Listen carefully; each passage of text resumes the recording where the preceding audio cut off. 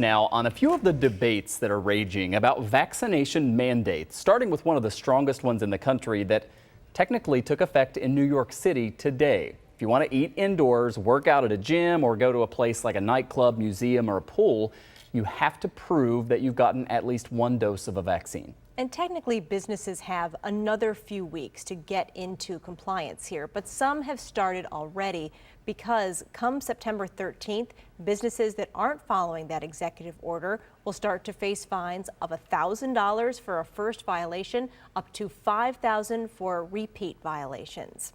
And then we have a big question concerning New York's vaccination mandate for hospital and nursing home workers that you talked about yesterday. Yeah, the announcement included, quote, limited exemptions for those with religious or medical reasons. Medical, of course, leaves it up to your doctor to kind of fill out a form explaining why the vaccine will be detrimental to your health. But a lot of people are wondering, what does the religious reason really even mean? Yeah, two on your side, legal analyst and local First Amendment expert Paul Cambria says that there have been some attempts at exemptions in other cases over the fact that cell lines that started in aborted fetuses decades ago were used in the development of the vaccines. And as a result, some individuals who are opposed to abortion have gone in and said, my religion is such that I don't want to have anything to do with abortions and anything to do with the product of the cells of abortions. And what that would seem like it would be a very genuine religious exemption. However, the Vatican has said vaccines are good. We encourage you to get them.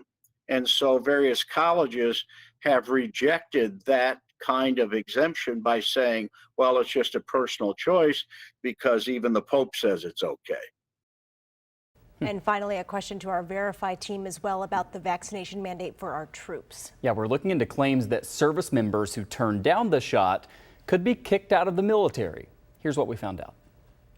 You might have seen tweets like these that say U.S. troops will be fired and removed from service if they don't get the soon-to-be required COVID vaccine. So let's verify. Can military service members be discharged from service for refusing the COVID-19 vaccine?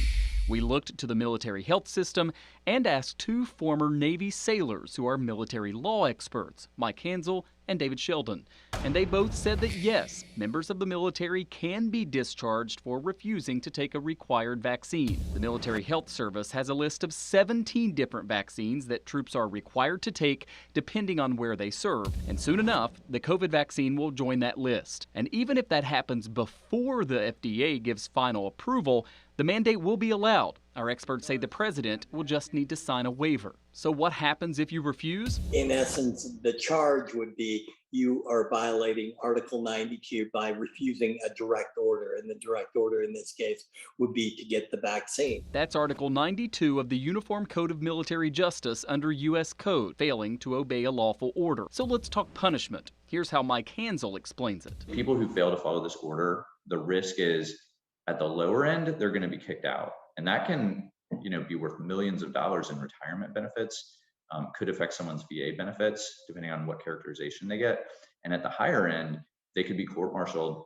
And that has happened. Back in 2002, an airman was court-martialed for not getting his 6th anthrax vaccine. He was federally convicted and received a bad conduct discharge. So we can verify, yes, it is possible for military service members to be discharged for refusing a required vaccine.